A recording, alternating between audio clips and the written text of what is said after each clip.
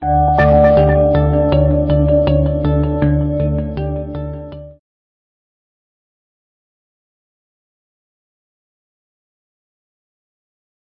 소재와 그 전제 제물과 함께 여호와께 드려서 번제로 삼을지니 이는 화제라 여호와께 향기로운 냄새며 또 순염소 하나로 속죄제를 드리며 1년 된 어린 순양 2마리를 화목제물로 드릴 것이요 제사장은 그 첫 이삭의 떡과 함께 그 2마리 어린 양을 여호와 앞에 흔들어서 요제를 삼을 것이요 이것들은 여호와께 드리는 성물이니 제사장에게 돌릴 것이며 이 날에 너희는 너희 중에 성회를 공포하고 어떤 노동도 하지 말지니 이는 너희가 그 거주하는 각 처에서 대대로 지킬 영원한 규례니라. 너희 땅에 곡물을 벨 때에 밭 모퉁이까지 다 베지 말며 떨어진 것을 줍지 말고 그것을 가난한 자와 거류민을 위하여 남겨두라. 나는 너희의 하나님 여호와이니라. 아멘. 그리고 우리 민수기 28장 말씀을 우리 계속해서 읽어보도록 하겠습니다. 민수기 28장 26절로 31절이에요. 조그맣게 읽은 레위기 말씀 잊어버리시면 안 돼요. 너무 어려운 부탁을 하는 건지는 모르겠지만 살짝 기억을 해두면서 우리 민수기 28장 우리 26절로 31절까지 같이 읽겠습니다. 시작.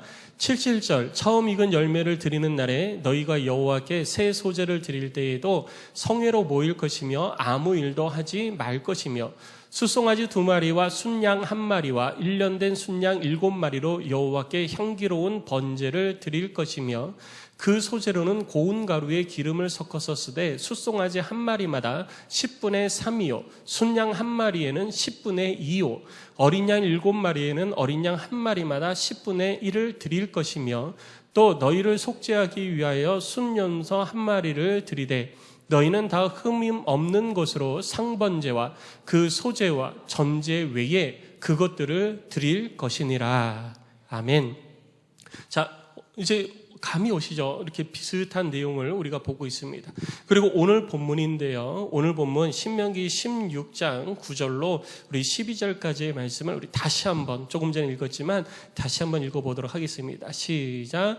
7주를 셀지니 곡식에 낫을 대는 첫날부터 7주를 세어 내 하나님 여호와 앞에 77절을 지키되 내 하나님 여호와께서 내게 복을 주신 대로 내 힘을 헤아려 자원하는 예물을 드리고 너와 네 자녀와 노비와 네 성중에 있는 레위인과 및 너희 중에 있는 객과 고아와 과부가 함께 내 하나님 여호와께서 자기의 이름을 두시려고 택하신 곳에서 내 하나님 여호와 앞에서 즐거워할지니라. 너는 애굽에서 종되었던 것을 기억하고 이 규례를 지켜 행할지니라. 아멘. 아시겠죠? 뭘 알아요, 목사님? 이라는 표정으로 저를 쳐다보고 계시는데 맥추절은 이렇게 지키는 것입니다. 그러니까 맥추절을 지킬 때에 첫 열매를 가지고 오면 제사장이 그 제물을 받아서 어떻게 한다고요? 아까 봤죠? 어린 양도 그렇고 첫 제물을 가지고 오면 제사장이 그 손에 들고 그거를 하나님 앞에 어떻게 해요? 흔듭니다. 하나님 앞에 그것을 흔드는 거예요. 이 흔드는 제사를 요제라고 이야기를 합니다. 흔드는 제사를 요제라고 이야기하는데 이 요제, 흔드는 것은 왜 흔드냐? 하나님 보세요. 하나님께서 은혜 주셔서 저희에게 이렇게 큰 열매가 있습니다 라고 하나님 앞에 흔들어서 보여드리는 거예요. 하나님 앞에 감사하는 겁니다. 하나님 감사합니다. 이렇게 큰 열매가 우리 가운데 있습니다. 하나님 이 열매를 이 곡식을 거두었습니다 라고 하면서 흔드는 거예요. 그리고 그렇게 흔든 다음에 정해진 예물을 모아서 하나님 앞에 번제를 또 드리는 것입니다. 번제는 불로 태워서 하나님 앞에 드리는 향기로운 제물, 곧 화제, 불로 드리는 제사. 그래서 불로 태우고 불로 드린다고 해서 번제, 화제 이렇게 이야기를 하는 것입니다. 그래서 이 번제는 완전히 다 태워서 하나님께 다 돌려드리는 거예요. 그리고 요제를 통해 가지고 드린 제물은 제사장의 몫으로 돌리게 합니다. 그것은 하나님의 말씀이 제사장을 통하여서 이스라엘 백성들에게 선포되어지고 그 말씀을 따라 이스라엘 백성들이 이 땅에서 삶을 살아 하나님의 은혜를 경험하고 열매를 거두었기 때문에 그 모든 것들은 하나님께서 제사장의 몫으로 구별을 해 주신 거예요. 그리고 이렇게 하나님 앞에 예물을 드릴 때에는요, 하나님 앞에 자원하는 마음을 가지고 힘을 헤아려서 예물을 드려야 됩니다.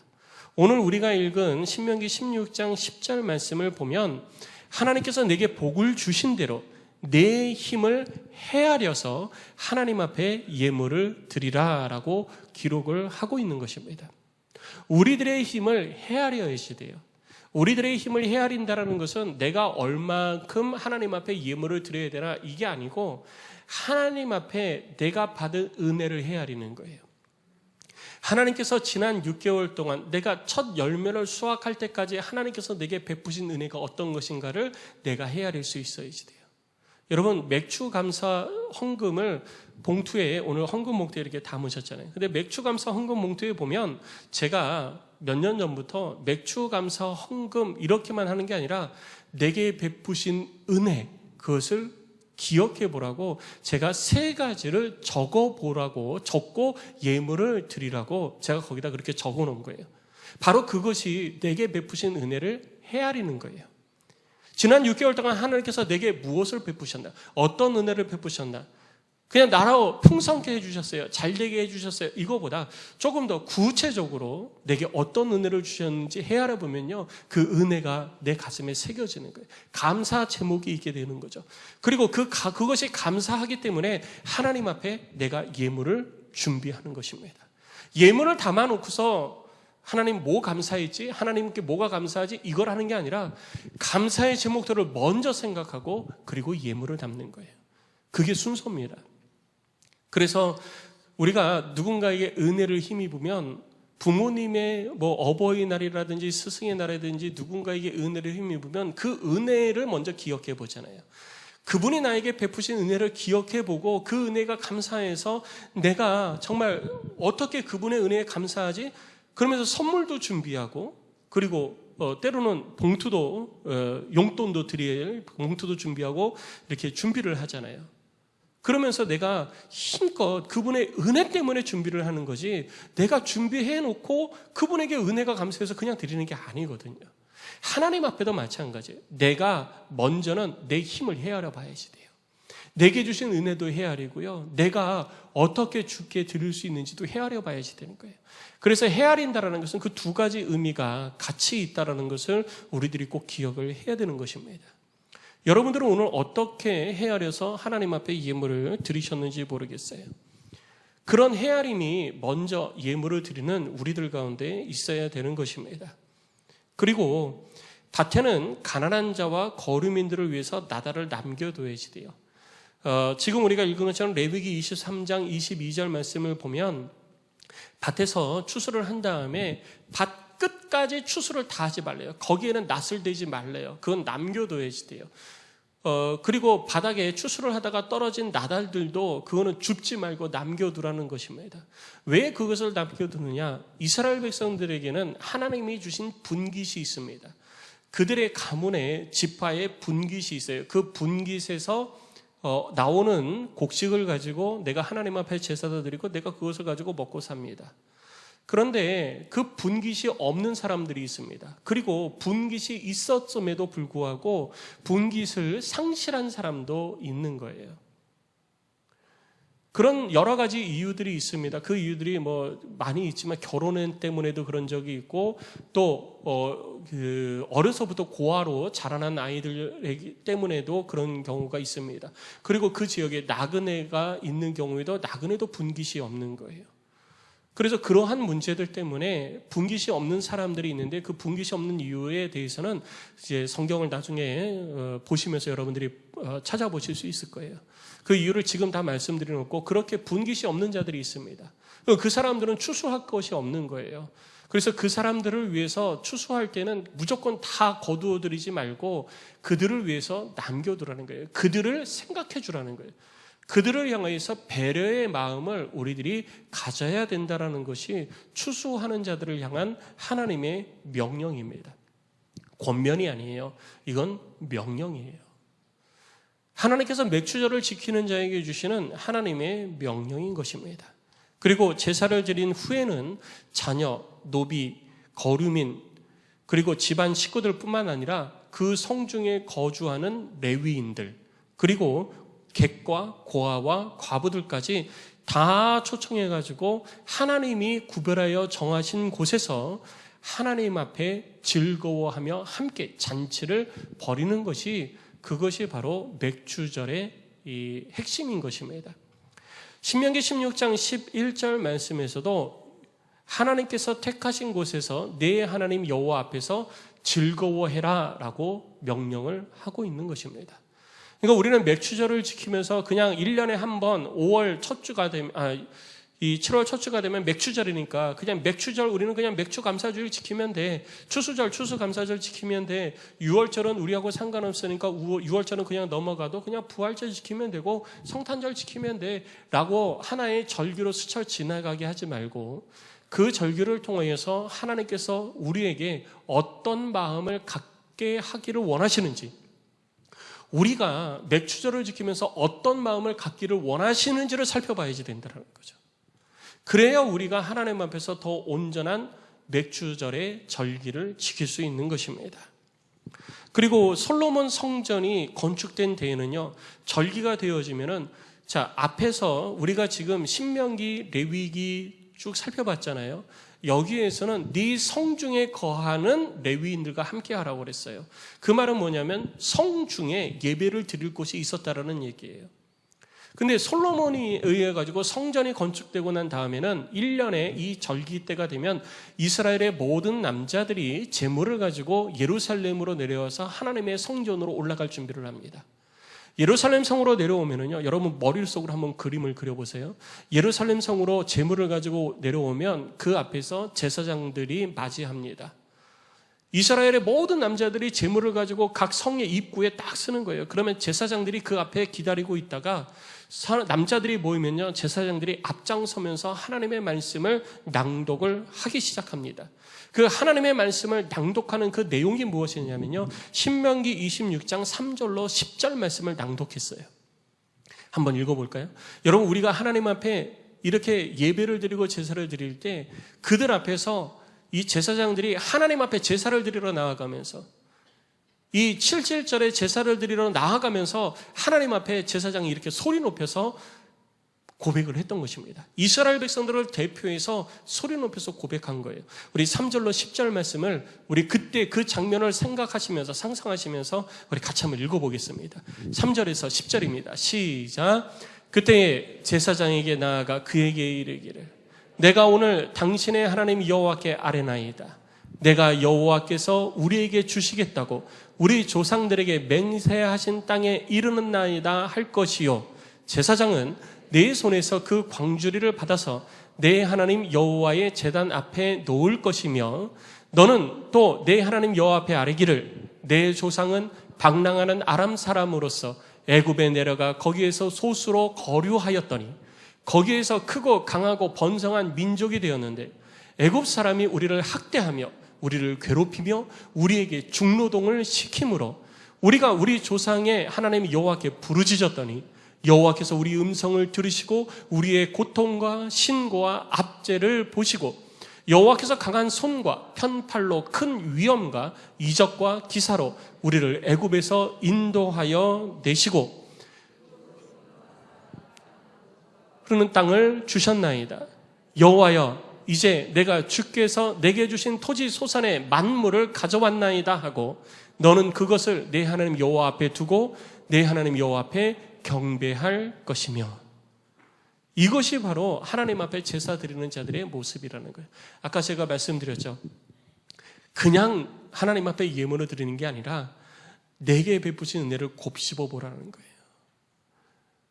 이스라엘 백성들은 우리가 힘없는 백성이었고 애굽 땅에 내려갔다가 거기에서 거류민으로, 나그네로, 집 없는 사람으로, 노예로 살다가 정말 하나님의 크신 위엄과 강하신 팔과 편 팔로 우리를 구원하여 애굽에서 나오게 하시고, 우리가 뭔데 약속의 땅을 우리에게 보여주신 대로 우리로 하여금 그 땅에 들어가게 하시고 지금까지 그곳에서 살게 하셨습니다. 이런 고백이 이스라엘 백성들 가운데 있었던 거예요. 하나님 앞에 예배하는 자들에게 있었던 것입니다. 성도 여러분, 여러분들에게 어떤 고백이 있으십니까? 어떤 고백이 여러분들의 삶 가운데 있으십니까? 하나님께서 내 가정, 내 백성, 내 민족, 내 자녀들에게 베푸신 은혜를 여러분 생각하면서 하나님을 찬양하고 예배하는 자가 되어져야지 돼요. 맥주절이니까 그냥 하면 되지가 아니에요. 하나님께서 내게 베풀어 주신 은혜가 무엇인지 깊이 생각하면서 그 제목을 가지고 하나님을 찬양하고 예배해야 됩니다. 오늘 오후에 맥주감사 가정교회 찬양제가 있습니다. 점심 식사를 아마 같이 하실 것 같아요. 점심 식사 같이 하시거나 함께 대화를 하실 때가 되면 여러분 그냥 막 이렇게 흔들고 춤 연습만 하지 마시고요. 내 가정에 내게 하나님께서 지난 상반기 동안 이런 은혜 베풀어 주셨다, 이런 고백을 함께 나누는 시간을 꼭 가지시기 바랍니다. 그러면 내게 감사가 더 넘쳐나는 거예요. 그러면 안 춰지는 춤도 춰지게 됩니다. 그렇다니까 안 춰지는 춤도 춰지게 되고요, 안 올라가는 팔도 올라가게 되고요, 속이 상했던 마음도 속이 다 풀리게 되는 거예요. 하나님의 은혜가 늘 언제나 우리 가운데 감사로 넘쳐나시기를 주의 이름으로 축원합니다. 그리고 맥주절에 우리가 또 하나 기억해야 될 것은 뭐냐면요, 하나님께서 이렇게 이스라엘 백성들에게 약속의 땅에 거하면서 하나님께서 주시는 물질의 풍요를 누리게 해주셨잖아요. 하나님께서는 물질의 풍요만 누리게 하신 것이 아니고요, 오순절날 뭐가 임했다고요? 성령 세례가 임한 것입니다. 물질의 풍요만 누리게 하신 것이 아니라 우리들의 영적인 풍요도 누리게 해주신 날이 바로 맥주절이라는 사실을 기억하시기 바랍니다.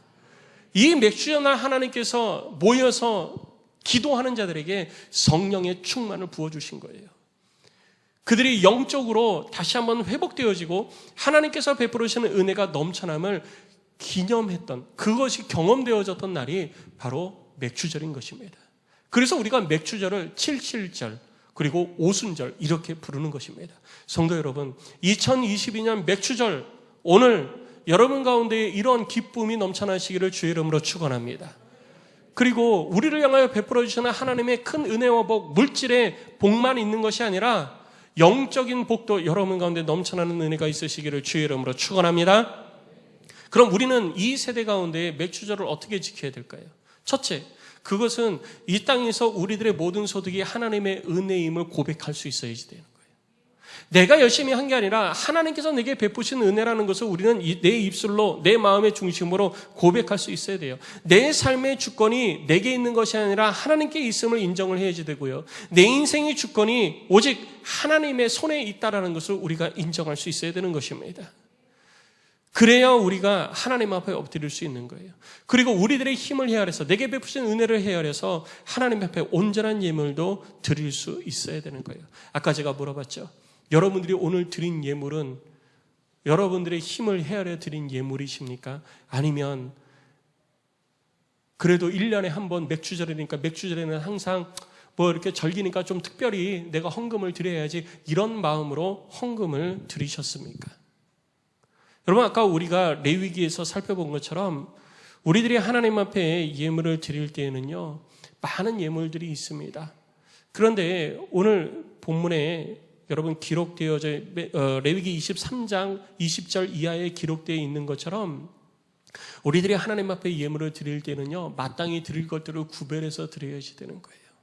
주정의 예물 구별, 감사의 예물 구별, 그리고 성찬의 예물 구별, 이렇게 구별을 하고 거기에 또 맥주 감사 예물을 별도로, 왜냐하면 받은 은혜가 다르잖아요.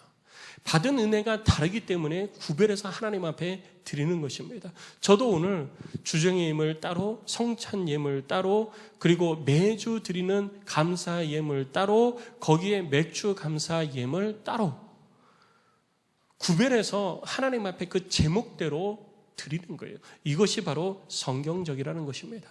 오늘 다시 한번 여러분들이 하나님 앞에 드린 예물이 어떤 것인지를 돌아보시고요, 마음에 거리낌이 있으시면 다시 준비해서 다음 주에라도 여러분 드리시기 바랍니다. 마음에 거리낌이 있으면요, 찔림이 있으면요, 우리가 바로 고쳐서 행해야지 되는 거예요.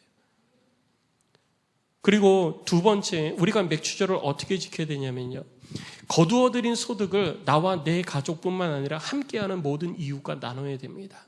먼저는 맥주절에 하나님께서 명령하신 것처럼 제사장과 레위인들과 함께하는 것이 필요합니다. 우리들을 하나님의 말씀으로 지도하고 우리들로 하여금 이 땅에서 하나님의 백성다운 삶을 살아가도록 가르치시고 지도해 준 사람들을 무시해서는 안 되는 거예요. 여러분, 우리가 인생의 삶을 살아가면서도 선생님을 기억하면은, 아, 그분이 계셨기 때문에 내가 오늘 이 자리에 이렇게 설 수 있었어. 그분이 나를 가르쳐 주셨고 때로는 매로 나를 다스리셔서 내가 바른 길로 갈 수 있어서 이렇게 고백하잖아요. 그런데 우리들의 삶을 하나님의 백성으로서 온전한 삶을 살아가도록 말씀으로 늘 가르치고 지도하고 기도하는 목회자들을 여러분 얼마나 여러분들은 존중을 하고 계십니까? 하나님은 그들을 통해서 우리 가운데 주의 말씀을 들려주시는 거예요. 그런데 우리들이 그들을 얼마나 존중하고 있는지 우리들 스스로 다시 한번 생각해 볼 필요가 있어요. 지난 가을에 추수감사절 마치고 목사님, 우리 가정교회에서요 매주 우리 목사님들 한 분씩 모시고 목사님들 다 모시고 식사하기로 했는데, 그래서 막 이렇게 언제 시간 되세요? 막 그러면서 여쭤보시는 분들이 계세요. 근데 아직도 안 끝났어요. 아직도 안 끝났어요. 아직도 목사님 같이 우리 목사님들과 같이 식사해요. 식사 대접하겠습니다라는 분들이 아직도 계세요. 아직도. 근데 가정교회도 가정교회지만 여러분들 스스로 어떻게 내가 그들을 통해서 받은 하나님의 은혜, 하나님의 가르침, 하나님의 돌보심을 내가 갚을 수 있을까 고민을 해봐야 됩니다. 그리고 두 번째죠. 누구와 같이 해야 되느냐? 우리들 주변에 어려운 이들, 객, 고아, 과부, 나그네, 병자, 이런 분들을 돌아보면서 그들의 필요를 채워줘야지 되는 거예요. 무엇으로 채워주느냐? 내가 하나님은 그 구제의 힘을 드렸으니까 교회에서 구제의 힘을 드린 거 가지고 그들을 도와야지. 그게 아니고요. 내게 주신 은혜를 가지고 그들을 섬길 수 있어야 되는 것입니다. 내게 주신 은혜를 가지고 내가 개인적으로 그들을 향하여서 베풀 수 있어야지 돼요. 따뜻한 국 한 그릇, 따뜻한 밥 한 그릇. 언제 한번 제가 엘리베이터를 보니까 그 광고, 제가 회사 이름을 얘기하면 그러니까 광고가 나오는데요. 밥이 날아가요. 쫙. 보셨죠, 여러분? TV에서도 밥이 날아가요. 밥 한 공기가 쫙 날아가서 아들이 공부하고 있는데 거기에 밥그릇이 탁 떨어지는 거예요. 엄마가 보낸 거예요. 따뜻한 밥 한 그릇, 밥 먹고 해라. 그러면서 엄마가 보낸 거예요. 여러분, 요즘은요, 우리가 버튼만 누르면은 다 가요. 밥도 가고요, 반찬도 가고요, 고기도 가고요. 안 가는 게 없어요. 다 가요, 다. 그러니까 우리가 섬길 수 있는 그런 은혜가 내게 있으면 우리는 감사해야지 돼요. 지금 우리나라 대한민국의 경제 순위가요, 세계 10위입니다. 10위. 11위. 요즘 코로나 전쟁 때문에 뭐 경제가 어렵다고 하는데 우리만 어려운 게 아니라 전 세계가 다 그래요.